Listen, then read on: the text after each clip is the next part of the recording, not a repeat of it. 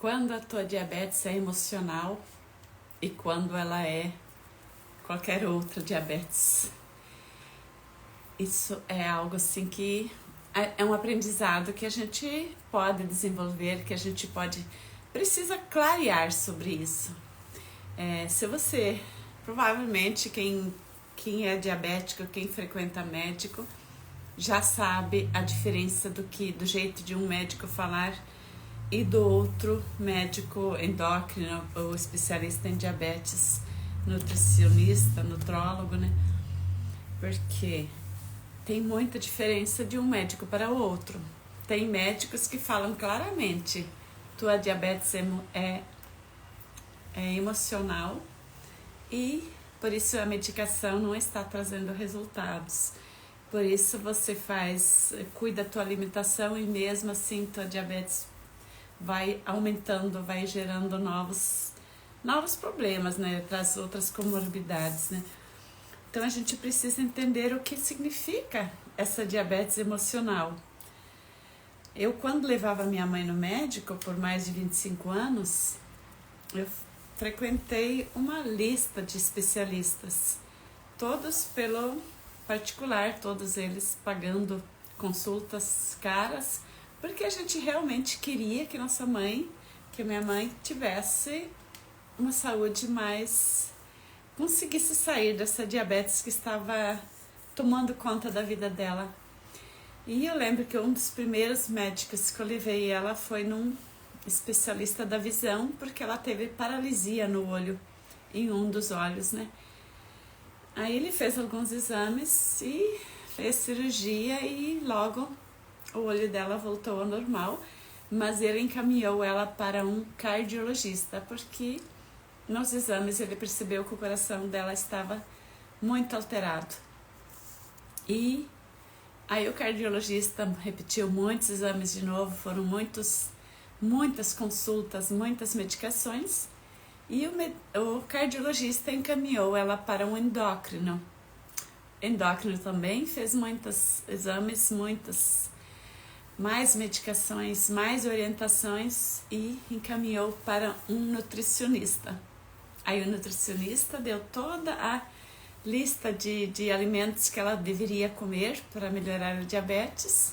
E eu sempre acompanhei ela, sempre fui eu que levei ela em todos esses anos. E quando a gente foi ver a lista da nutricionista, a gente viu que a alimentação que minha mãe tinha em casa era melhor do que aquela que a nutricionista passou. Minha mãe já tinha uma alimentação equilibrada, ela já sabia se alimentar bem, porque a gente tinha conhecimento nesse sentido, né? E depois a nutricionista e a nutricionista e os outros especialistas todos chegaram ao consenso que ela precisaria procurar um especialista do rim também, porque o rim estava dando alteração nos exames. Aí sei que chegou uma época que ela tinha 6 especialistas diferentes que ela consultava e nenhum deles comentou sobre diabetes emocional. Todos eles procurando e tentando encontrar o que fazer com ela para a diabetes melhorar. Deu uma estabilizada porque ela tomou muita medicação. Ela tomou medicação para o coração, para o rim, para o fígado. Ela tinha mais de 10 medicações já desde do primeiro ano, né? E também toda a dieta dela, ela foi seguindo certinho o que a nutricionista mandou. Só que isso trouxe para ela muitos problemas emocionais. Aí por isso eu vou falar sobre diabetes emocional. Bom dia quem está assistindo agora, bem-vindo Gabriel. Bom dia quem for assistir a gravação depois no YouTube. Por favor, sua curtida, se não está inscrito no canal ainda, se inscreva, porque o YouTube entrega quanto mais inscritos a gente tem. E como eu estou iniciante nesse trabalho, eu preciso de inscritos e preciso de curtidas, né? Então, toda essa peregrinação em médicos que os diabéticos fazem, trazem resultados temporários, fazem a pessoa melhorar. Por exemplo, minha mãe, o coração dela estabilizou, ele parou de aumentar os inchaços, né? Tudo foi estabilizando, mas não teve a opção de melhorar da diabetes. E ela tinha idade para ainda melhorar, sim, né? Porque ela era nova. Ela ficou mais de 30 anos tomando medicação. E como ela se cuidava muito, ela fazia tudo que os médicos diziam, ela tinha uma saúde razoável. Só que sem querer, nós, filhos também, e meu pai também, né? A gente dava para ela uma vida mais ou menos estável.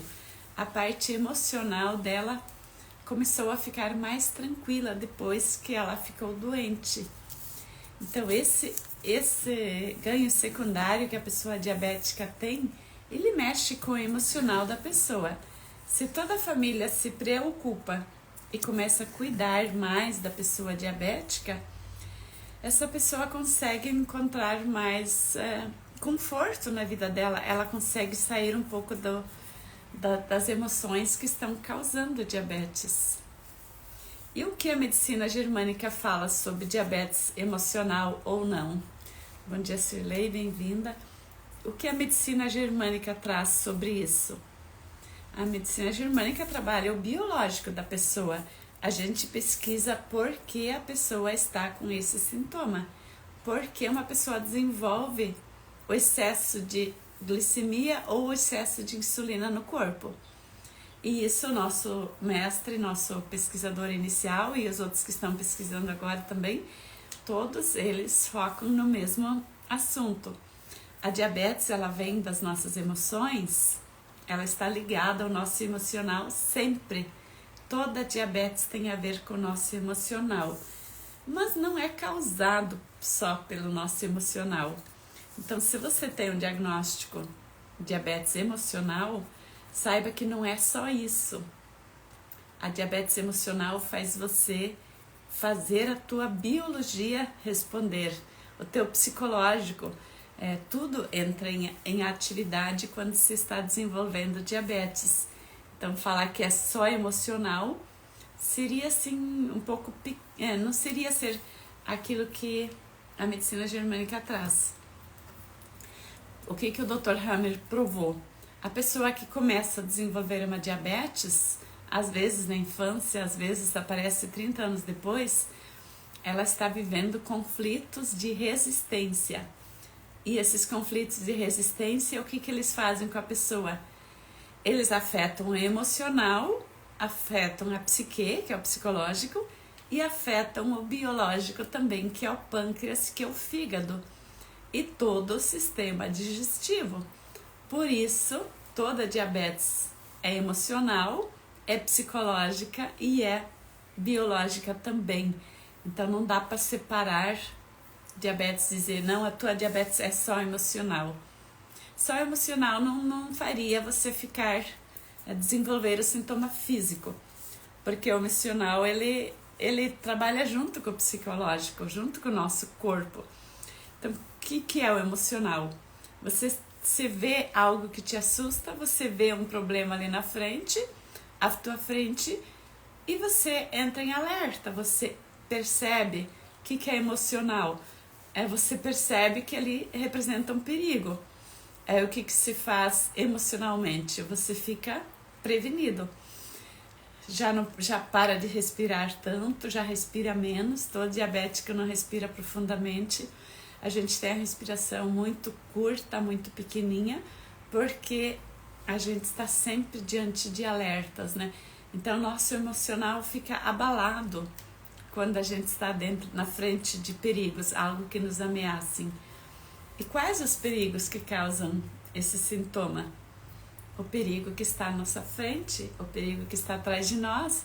Nós diabéticos, por natureza, nós acreditamos que tudo é perigoso, tudo é arriscado, né? Então, quando você vai fazer uma atividade física, nós como diabéticos, a gente tem muito medo do desconhecido, medo do inesperado, porque na nossa crença, na nossa psique e no nosso emocional, a gente já aprendeu da nossa mãe, do nosso pai, que as coisas que a gente não sabe o que vai acontecer, é melhor a gente não fazer. Então é muito normal nós termos medo de água, termos medo do ar, termos medo de atividades físicas mais radicais, esportes mais radicais, né? Então a gente fica muito precavido, a gente é muito assim, eu vou me cuidar, eu cuido, eu tenho, assim, a gente não percebe que isso é um cuidado além do normal. Atendi uma pessoa na sexta-feira, ela contando a história dela, e eu comentei que eu pratico ciclismo. Aí ela logo contou. Aí quando eu tinha 8 anos, eu estava descendo uma ladeira e meu irmão, mais velho do que eu, entrou na frente da bicicleta. E eu me perdi, eu não consegui mais frear. E eu fui descendo, fui me machucando, até que eu caí no rio e quase me afoguei. Aí, a partir daquele dia, nunca mais eu peguei uma bicicleta e nunca mais eu tive coragem de entrar na água. Nem num barco ela não sobe, né? Então, ela desenvolveu 2 medos a partir de um fato inesperado. O que isso fez emocionalmente com ela? Fez ela, a emoção dela fica, eu tenho medo daquilo que eu não tenho controle, e nós diabéticos acreditamos que conseguimos controlar tudo. A gente tem essa crença de que eu vou cuidar tanto que eu controlo tudo. E, por outro lado, ela desenvolveu a crença de que ninguém é de confiança, porque o irmão mais velho, que deveria estar cuidando dela, foi o culpado do acidente dela, né? E a partir desse dia, ela nunca mais acreditou nesse irmão e também não acredita mais nas pessoas, né? Então, é um jeito da pessoa se proteger, de se autoproteger. Por isso que a pessoa que tem diabetes, ela está sempre se autoprotegendo. O emocional da pessoa está sempre com medo que o outro traia. Bom dia, Sara, bem-vinda, desculpa. Então, toda pessoa diabética não confia nas outras pessoas. Por quê? Porque o emocional está ali em alerta. Se eu confiar na outra pessoa, ela pode me trair de novo. E essa dor já vem antes. Essa mulher desenvolveu esse trauma aos 8 anos, mas quando for pesquisando um pouco mais, ela já tinha muita desconfiança com a mãe dela também. A mãe dela faleceu quando ela era bebê, então ela já foi traída pela mãe também, não foi só pelo irmão. Só que quando a pessoa tem o emocional abalado, todos nós temos, diabéticos sempre tem o emocional abalado, a gente tem resistências com nossa mãe. A gente não confia que nossa mãe fez o melhor pela gente, né? Então esse emocional que nos toma o tempo todo, ele está sempre entrando em atividade de novo, né? Então eu vou no médico, mas eu não confio que esse médico vai fazer eu melhorar do diabetes, porque eu já estou... Todo diabético vai no médico e não acredita no remédio. Isso é fatal. Todo diabético pega o remédio, às vezes toma, normalmente não toma no primeiro, segundo ano, dá uma cuidada na alimentação, depois vai começar a tomar remédio quando precisa. Então, essa é falta de confiança no remédio, é falta de confiança no médico, né? Então, a coisa mais comum é quando eu vou atender alguém, a pessoa começa falando, eu não tomo remédio porque eu sei que o remédio não vai me curar, o remédio não vai resolver o problema. Só que isso é muito mais profundo do que simplesmente que o remédio não vai curar. É porque a pessoa já não tem uma confiança naquela autoridade. Então pode ser o médico, o melhor médico, porque realmente tem muitos médicos bons. Isso é fato, tem médicos mais integrativos que, por exemplo, o médico que fala para a pessoa, tua diabetes é emocional, é um médico um pouco mais já integrativo, porque senão vai ser aqueles médicos que encaminham para outro especialista de outra área que vai receitar só medicação, né? Então, o médico que admite que a pessoa tem uma diabetes emocional, ele vai sempre já ter um olhar mais integrado, ele vai perguntar mais para a pessoa como está a vida dela, o que ela está fazendo da vida, para ele entender quais as emoções que estão por trás. E muitas vezes esses médicos eles já não vão direto para insulina, porque eles sabem que a pessoa pode melhorar de novo se o emocional dela for trabalhado, né? Então, se a pessoa não toma insulina, toma apenas remédio via oral, é muito fácil a pessoa sair da diabetes se ela resolver cuidar realmente da parte emocional dela, né?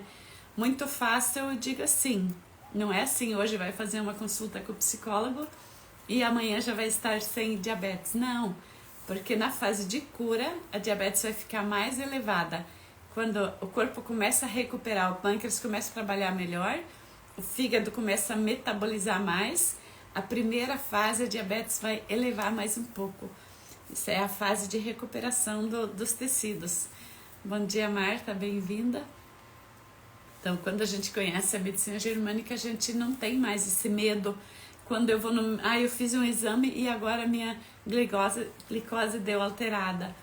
A gente sabe que na fase de cura, a diabetes dá uma erguida, dá uma hiperglicemia. E isso em todos os sintomas são assim. Você pode ver uma pessoa quando tem uma doença grave, um pouco antes dela ter alta, ela sempre dá uma piorada, né? É porque o corpo tem as epicrise, tem as crises de cura. E muitas vezes nessas crises a pessoa infarta, porque a pessoa estava muito debilitada, né? Então a diabetes emocional, toda diabetes tem o fator emocional envolvido. Só se em casos assim, a pessoa que tem uma compulsão alimentar exagerada. Só que aí quem está envolvida não é a diabetes emocional, mas sim a compulsão alimentar emocional. Por que uma pessoa escolhe comer doce se ela sabe que faz mal?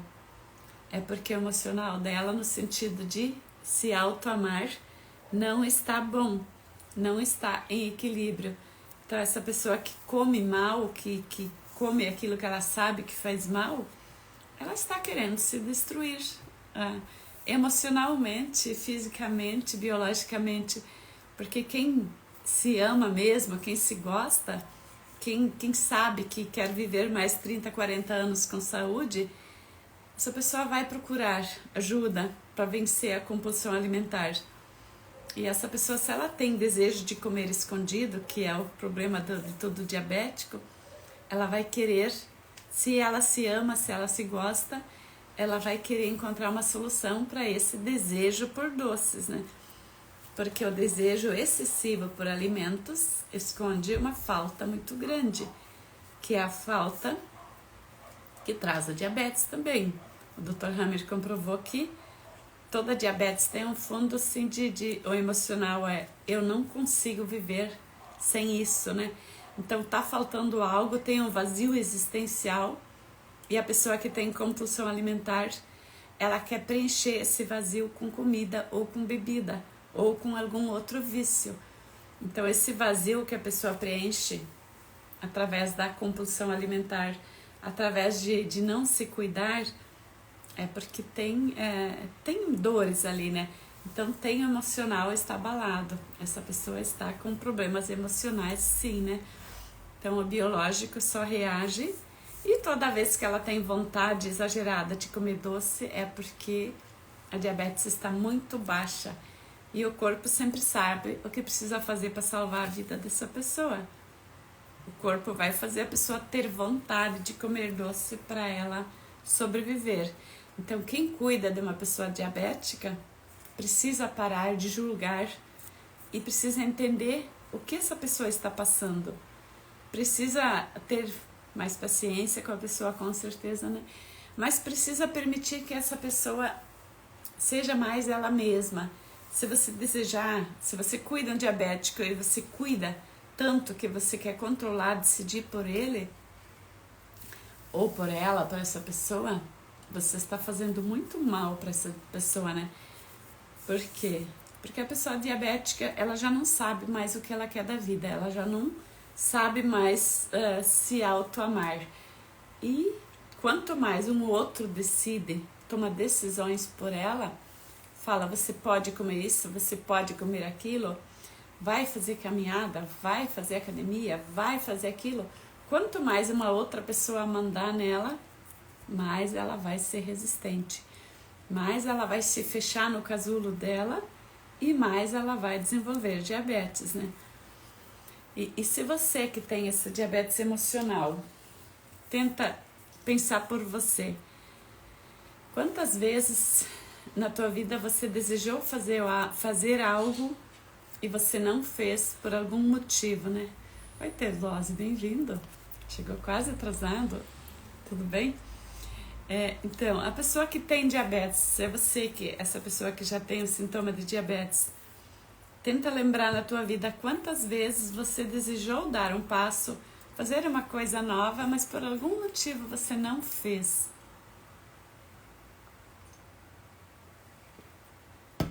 Pode ser que lá no passado, bom dia, lá no passado você desejou, por exemplo, eu tive vontade de fazer faculdade de psicologia antes de fazer magistério, antes de fazer pedagogia. Mas aí na cidade onde eu morava, não tinha essa faculdade, não tinha esse jeito. E eu escolhi a pedagogia e fui estudar magistério. Só que eu fiquei a vida toda dizendo eu queria psicologia. Só que depois, uns 10 anos depois, eu poderia ter decidido pela psicologia. Mas aí eu já tinha metido os pés pelas mãos, eu já tinha desistido de acreditar em mim, eu já estava fazendo as coisas que a pedagogia me facilitava. Então fui ser funcionária pública e continuei reclamando. Eu queria psicologia e não consegui. Então a gente passa uma vida inteira culpando alguém de fora porque a gente não realiza os próprios sonhos. E isso abala o nosso emocional.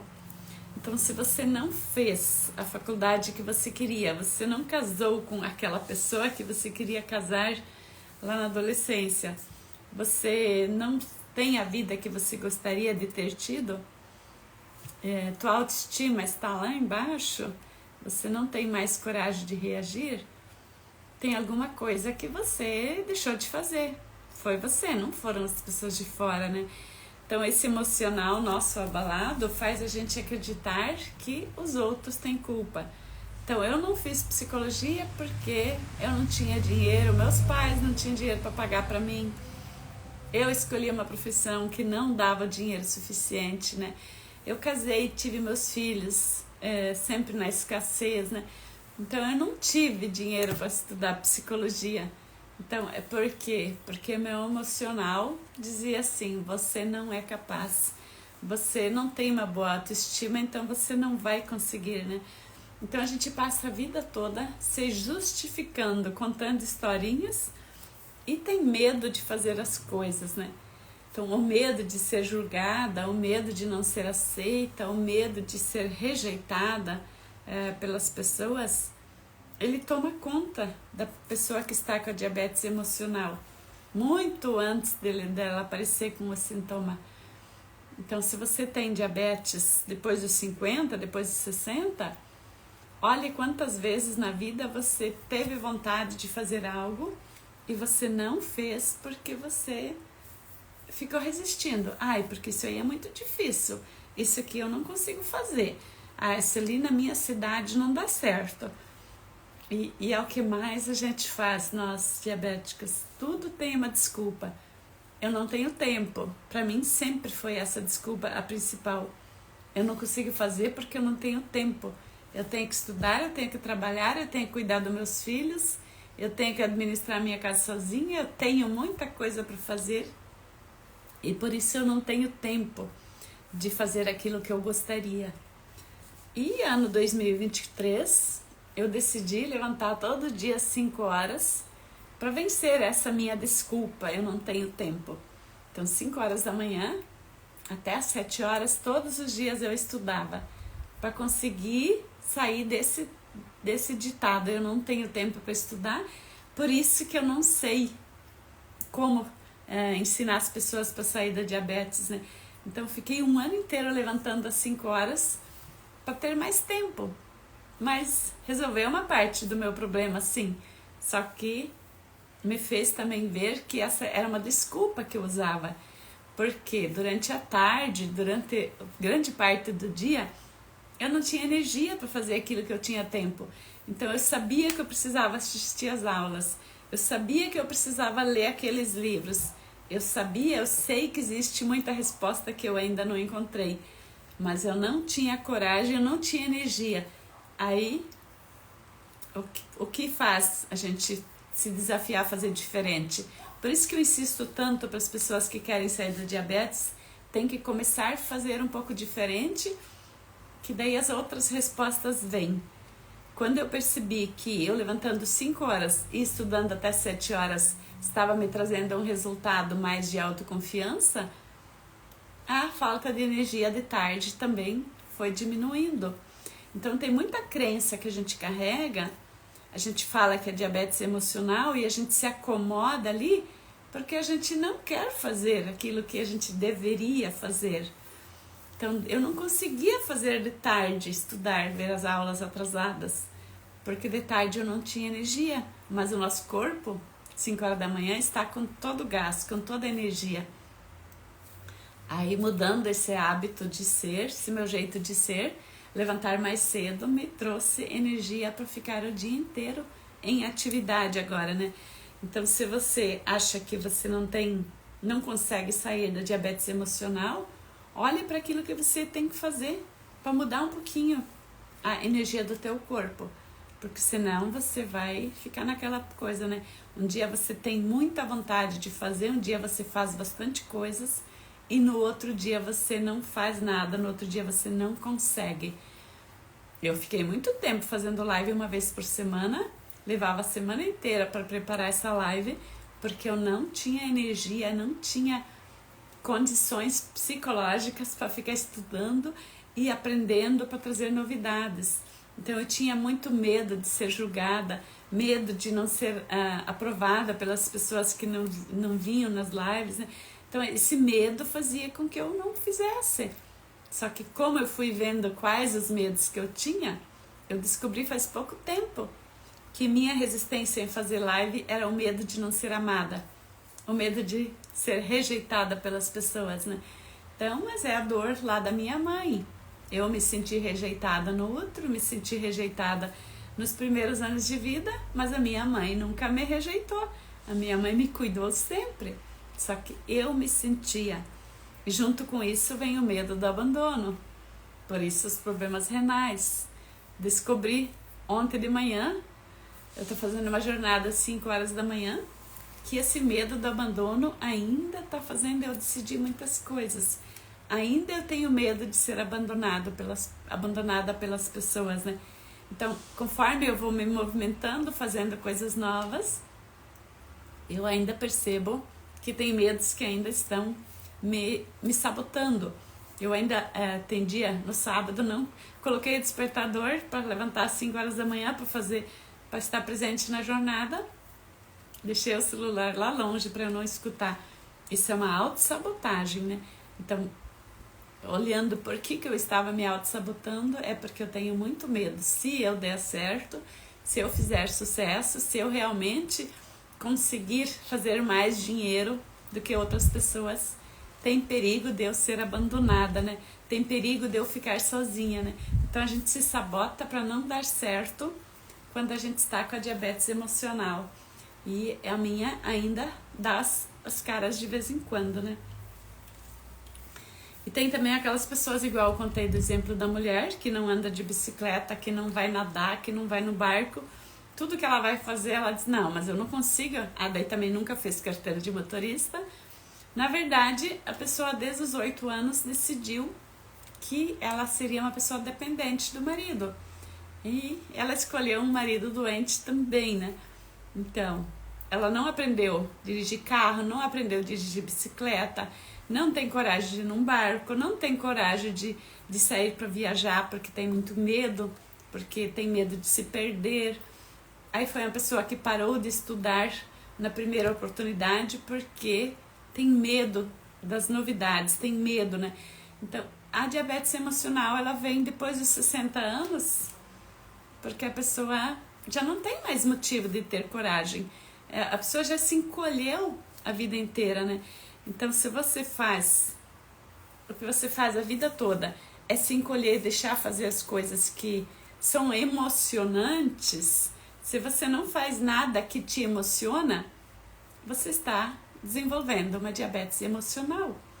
Porque um movimento, uma dinâmica que fizemos ontem de manhã no desafio, na jornada que estou fazendo às 5 horas da manhã, a mentora pediu para a gente lembrar um fato muito doloroso lá da nossa infância. A gente começa a chorar logo quando a gente lembra do fato. Aí depois ela pediu pra gente lembrar um fato onde a gente se emocionou e deu muita risada e ficou muito feliz. Poucas pessoas conseguiram lembrar. Por quê? Porque o fato que nos fez ficar na dor, nos fez sofrer, ele é mais forte e ele trava com que a gente lembre dos fatos felizes. Então não é que a gente não tem momentos felizes, não é que a gente não vive momentos abundantes, momentos bons, mas a gente só lembra daqueles fatos tristes, daquilo que é ruim. Então, se você é uma pessoa diabética com diabetes, não precisa ter diagnóstico de diabetes emocional, mas se você tem diabetes, é porque teu emocional não está bom, teu emocional não está sendo cuidado o suficiente, né? E se você cuida de uma pessoa que tem diabetes, também o emocional dessa pessoa não está saudável. Então, o que você pode fazer se você é esposa, se você é esposo? Você não vai poder suprir aquele vazio que a pessoa quer.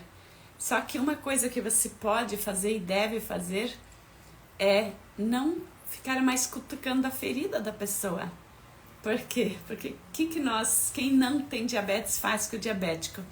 Fica criticando. Também você não se cuida, você sabe que faz mal, você faz isso, você faz aquilo, e fica cutucando a ferida da pessoa. Aí a pessoa que já está com aquela certeza de que ela não é amada, que ela é rejeitada, que ela não vale nada, porque a pessoa diabética acredita que ela não tem valor, ela não tem capacidade, essa pessoa automaticamente ela revive todas as dores que ela já viveu até aquele momento, os traumas, ela revive todos os sofrimentos de novo e ela fica com raiva daquela pessoa que está ali. Por isso que os diabéticos são pessoas muito estouradas, muito raivosas e descontam as próprias frustrações no sócio, no companheiro, na companheira. Por quê? Porque a raiva que está guardada lá do irmão, da irmã, do pai, da mãe, eles não estão aqui agora para você brigar com eles. Quem está aqui agora são os filhos, a pessoa que está agora, né? Então a pessoa fica uma pessoa ranzinza, brigona com a pessoa que está perto, né? E nós diabéticos, por natureza, a gente quer afastar todo mundo de perto da gente. Porque no fundo a gente quer afastar aquela pessoa que nos espezinhou quando nós éramos bebês, né? Então, mas o que a gente faz na vida real? A gente quer espantar todo mundo de perto, a gente gosta de se isolar, a gente fica em casa sozinha, assistindo filme, a gente vai morar na casa de uma filha, de um filho, para ter uma vida bem individual, a gente não quer se relacionar de novo. Isso é muito sério, as mulheres que não querem mais entrar em outro casamento quando o primeiro casamento não deu certo. Porque isso é a postura da vítima. O meu primeiro casamento foi tão ruim que os homens já começam a julgar. Os homens não prestam, os homens são todos assim. Eu não vou mais encontrar alguém que dá certo, porque é muito melhor ficar sozinha. É tão agradável ficar sozinha, vivendo na minha casinha aqui, que ninguém me incomoda. Só que a pessoa não pensa que dali a 20 anos, aquilo que ela achava que era agradável vai ser motivo de solidão e sofrimento. Porque se eu hoje, com 50 anos, não quero mais me relacionar com ninguém, tem mulher com 40 anos que já se fecharam para o amor. Fecharam para dizer, eu tenho meus filhos e eu tenho meu dinheiro e eu vivo com isso muito bem. Isso é uma armadilha que a própria pessoa se coloca porque não está olhando para as próprias emoções.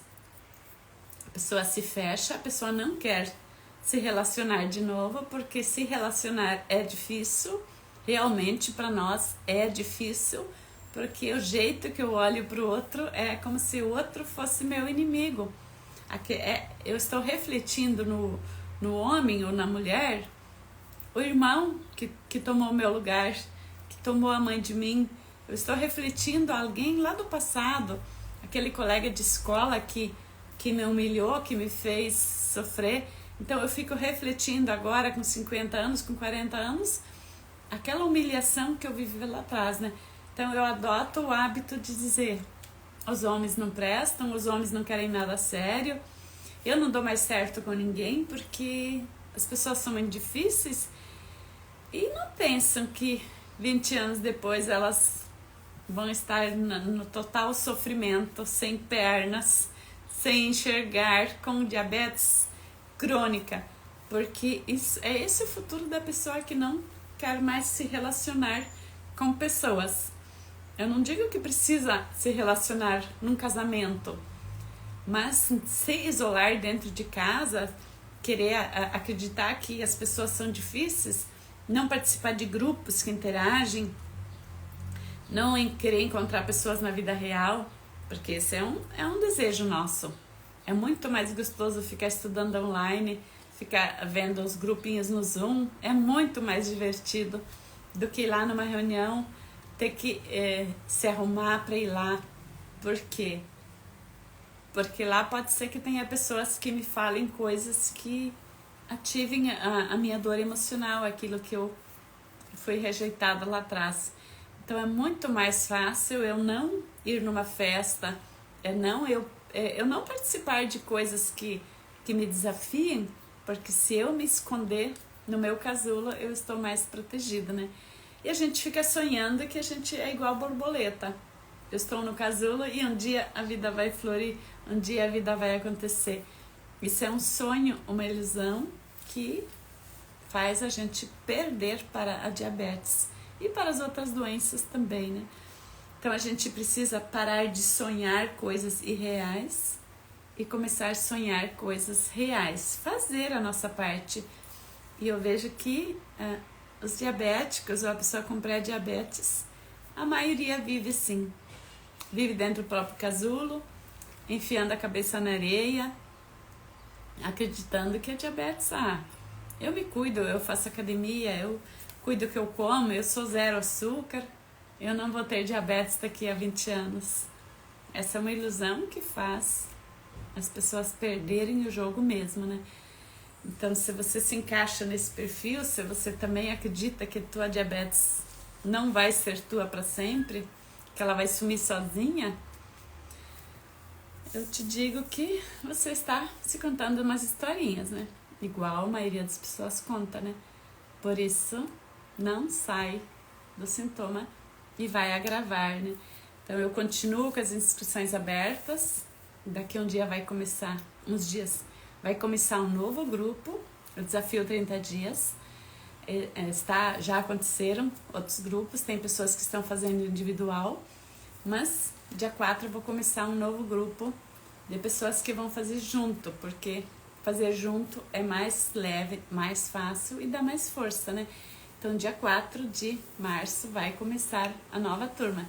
Se você que me assiste, que assistiu aqui no YouTube, conhece alguém que pode se interessar, ou você ainda não procurou ajuda para a tua diabetes, pode me mandar uma mensagem no privado, no WhatsApp, e fazer a sua inscrição. Precisa estar inscrito para participar no dia 4 do primeiro encontro.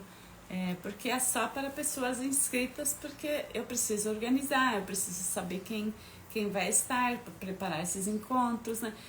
Então a gente vai ter reuniões semanais que vão ficar gravadas para quem não puder estar ao vivo. E a outra parte, o desafio em si, eles são só 15 minutos, 10 minutos por dia. Não é algo assim que você precisa estar ali presente. Você pode fazer tudo pelas gravações. O importante é você fazer bem feito e anotar aquilo que te veio, aquilo que você descobriu sobre você, né? Então, o desafio 30 dias é algo bem leve, bem fácil, bem acessível. Só você precisa aceitar que você precisa de ajuda. Precisa sair daquela postura, eu não preciso e eu vou conseguir me curar sozinha porque eu sou zero açúcar, eu sou uma pessoa ativa, né? Você precisa sair dessa postura porque isso vai fazer você estar somando entre aquelas pessoas diabéticas lá na frente que precisam do cuidado da família, precisam do cuidado de alguém e vão estar se sentindo muito solitárias. Essa que é a parte mais dolorosa da pessoa diabética. Ela se sente muito sozinha. E você pode fazer a diferença. Eu decidi fazer isso alguns anos atrás e não vou desistir, mesmo que você não venha, mas sempre vai ter outra pessoa que quer assistir, que quer participar, que quer se curar, né? Então, cada um é único, cada um é responsável pela própria diabetes. Já foi o tempo de que a gente precisava ter medo do sintoma. Hoje em dia, eu vou ter diabetes se eu não fizer nada de diferente. Se eu fizer igual todo mundo está fazendo, eu vou ter diabetes igual todo mundo, né? Então, 70% da população no ano 2050 vai ter diabetes. E quem não fizer nada diferente, apenas fizer dieta, apenas atividade física e não olhar para o emocional que está causando a diabetes, porque toda diabetes tem emocional envolvido, psicológico, todos, né? Não tem como separar. Se teu pâncreas, teu fígado estão metabolizando esse açúcar, esse carboidrato, é porque teu emocional está falando algo ali, né? Então, obrigada pelas partilhas, obrigada por quem esteve aqui comigo. Segunda-feira faço live um pouquinho mais curtinha e vou deixar gravada no YouTube. Obrigadão, tá?